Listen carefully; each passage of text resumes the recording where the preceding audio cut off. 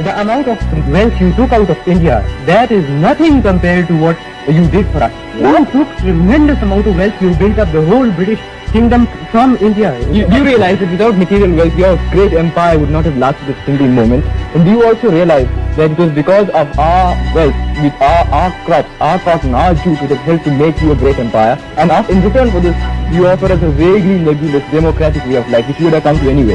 I have noticed that most Englishmen think that history began with the signing of the Magna Carta. Yeah. It might be of some interest to you to know that history began some 3,000 years before that in the river valleys of the Indus, when your savage Anglo-Saxons were still running about dressed in skins. It might interest you now in turn to know that democracy is not your gift alone to the world. In my country, I think we had the ideas of democracy long before they were ever thought of in your little island.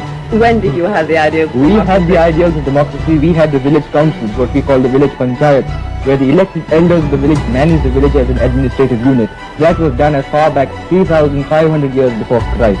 But I came over here thinking that always our colonial policy had been right. I definitely believed that the whole world should be grateful to us for everything that we had done. So, is it a British problem or an Indian problem?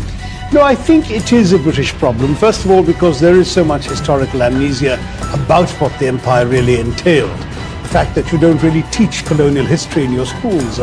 Children doing A levels in history don't learn a line of colonial history. There's no real awareness of the atrocities, the fact that Britain financed its industrial revolution and its prosperity from the depredations of empire. The fact that Britain came to one of the richest countries in the world in the early 18th century and reduced it after 200 years of plunder to one of the poorest. But all of that is really not known anymore.